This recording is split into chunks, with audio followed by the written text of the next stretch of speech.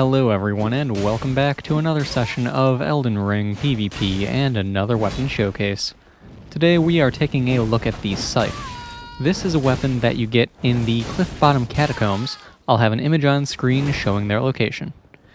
This weapon is pretty decent overall. It's got some good things going for it. The downside is that a number of those good things are actually standard for the Reaper class weapons, but let's get started with the basics.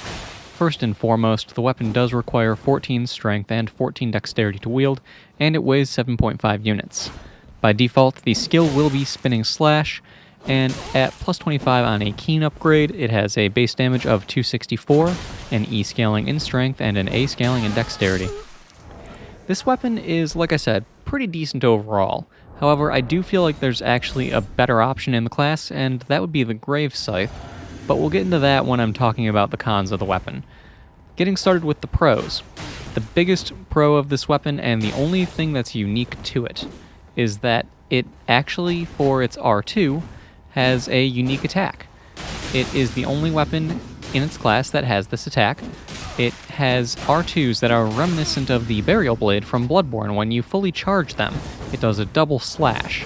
And I personally like that quite a bit, and I decided I would pair it up with the double slash Ash of War, because it's a lot of slashing and it looks quite intimidating, to be perfectly honest. That was really my only reasoning for doing that, but I like it, so that's what matters, I think. That said, with that double slash, a lot of people don't know that, and they don't expect a second swing to come, so because of that, they'll actually run into it. You can use it as a bait, where the initial slash will go out, and then the person will just run on in and get themselves hit. It works quite well. So that is a nice thing about the weapon. Tracking on the weapon is pretty decent as well, so there's that. But really, that's all that's unique to this weapon as far as the pros. All of the pros that I'm going to mention from this point forward are standard for the Reaper class. They all have large sweeping attacks, and they all have decent range. They all do shield piercing, which is a great thing to have, especially with how fingerprint shields can be so tricky to deal with. Bleed buildup on this is really decent, and with that said, all Reapers that can be upgraded to a secondary status effect, so all two of them being the Scythe and the Grave Scythe, they will actually drop from 55 bleed down to 50 if you do that, but they'll gain 127 cold or 115 poison. So double status effect buildup is actually surprisingly easy to do and quite viable. So that's worth trying out if you feel like trying something a little different.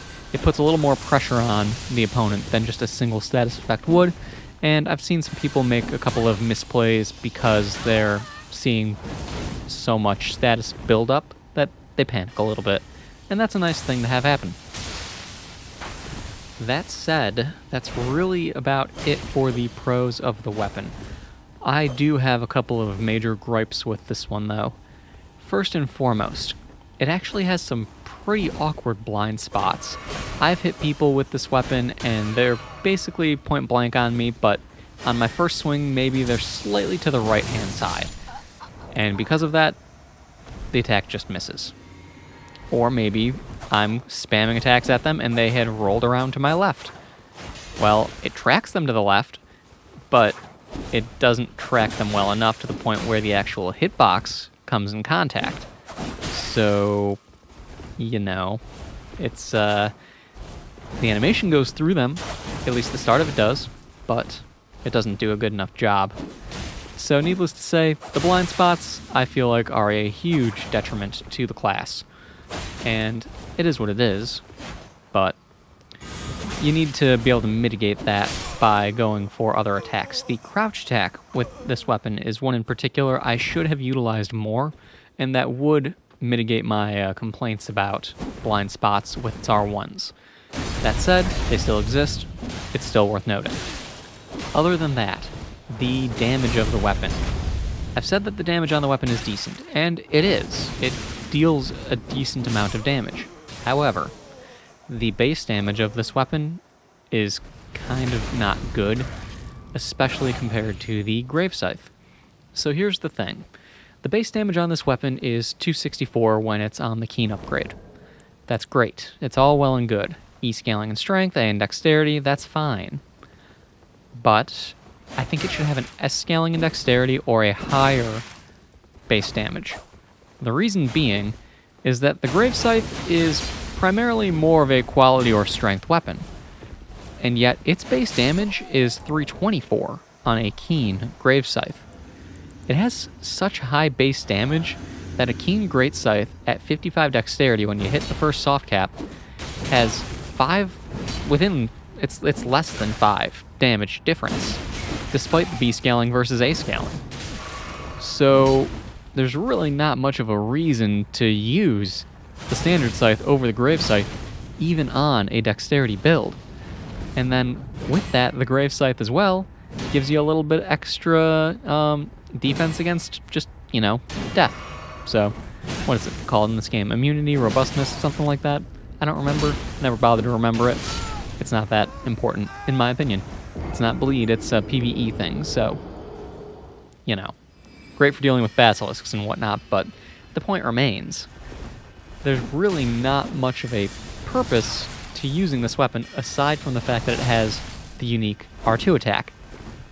The Grave Scythe, even on a quality build or a dexterity build, just is able to be better, if not par for the course. So it kind of is what it is. You need to have around 67-ish dexterity before your attack rating with the Standard Scythe starts to pull ahead when they're both on Keen. So realistically, not much of a purpose, but it is what it is. That's my rant, though. That's all I've got. I hope you guys enjoyed this video, found it helpful in one way or another.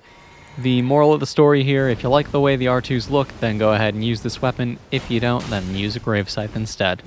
There's one fight left after this one, though. Thank you all for stopping by. Please do all the YouTube things, like, subscribe, all of that good stuff.